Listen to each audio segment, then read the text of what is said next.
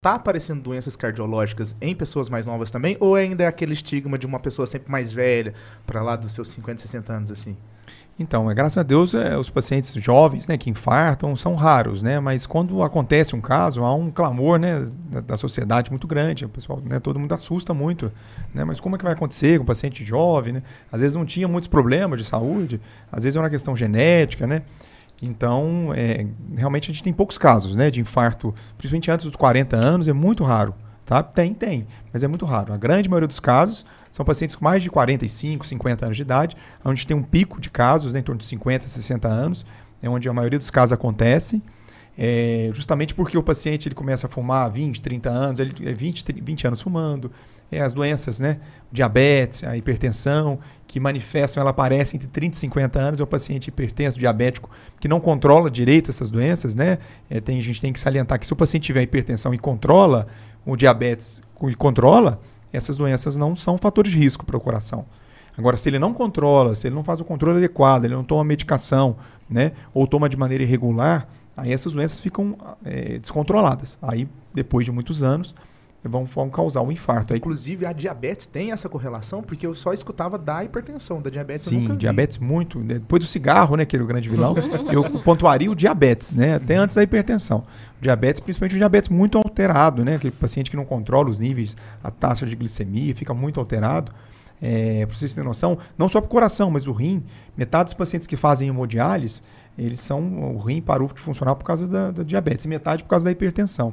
Então, a diabetes ela afeta todos os vasos, né, sanguíneos do corpo. E os vasos que vão para o coração, dando um infarto, os vasos que vão, né, que estão no cérebro, dando um AVC, né, que é o derrame, os vasos que vão para o rim, e o rim para de funcionar. É muito comum também o diabetes, a hipertensão afetar a vista, a retina, né, que é o fundo do olho. E é um dos casos mais comuns de cegueira hoje, esse acometimento, né, da retina, retinopatia diabética e hipertensiva. Né? Então, a hipertensão e o diabetes são os dois vilões.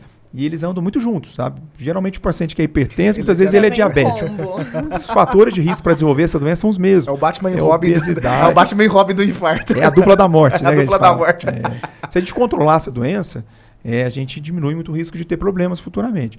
Então, os fatores de risco para desenvolver hipertensão e diabetes são muito parecidos. Né? O sedentarismo, aquele paciente que está obeso, na maioria das vezes, né?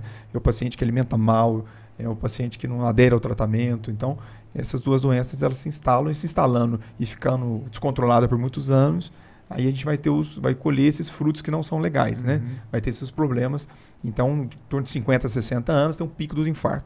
E depois na população idosa nós vamos ter uma redução, sabe?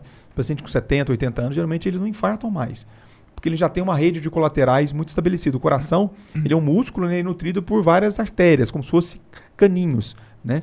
E com o tempo, com mais idade, a gente vai formando colaterais. Essas artérias elas vão formando novos caminhos, como se fossem novas pontes alternativas. Então, com a idade, a gente vai reduzindo a incidência de infarto, 70, 80 anos, e vai aumentando o risco de AVC. Então, o idoso, né, o paciente com 70, 80 anos, geralmente a causa mais comum de óbito é o AVC, o derrame cerebral. É o que mais mata o idoso. Mas o infarto, ele dá em torno de 50 a 60 anos, e algumas vezes antes dos 40 anos, mas esses são casos pontuais, geralmente bem esporádicos. Sim, é um paciente às vezes que tem hipertensão desde mais jovem, tem um diabetes desde mais jovem e não controla, é um paciente que tem um colesterol muito alto, tem uma dislipidemia familiar, um colesterol muito alto, tem pacientes, né, as taxas de colesterol devem ficar o colesterol total abaixo de 200. Tem pacientes que têm 1.500 de colesterol, 2.000 de colesterol. Senhora. É uma disfunção mesmo genética, onde esse paciente tem que tomar medicação contínua, porque senão nem depende nem da alimentação. Às vezes depende mesmo do metabolismo. O metabolismo do paciente não consegue quebrar o colesterol. E nós produzimos colesterol.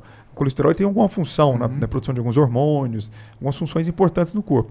Quando a gente não consegue quebrar, metabolizar esse colesterol, alguns pacientes têm essa doença, é raro, mas tem. Aí a gente tem taxas muito altas e a gente começa a ver os eventos. O paciente que infarta muito jovem, e muitas vezes é dislipidemia familiar. É muito comum nesse paciente. Ele tem taxas muito altas e às vezes não dá sintoma nenhum. Ele tem que dosar, por isso que é importante fazer essa dosagem anual, dosar as taxas de colesterol, porque às vezes não dá sintoma nenhum.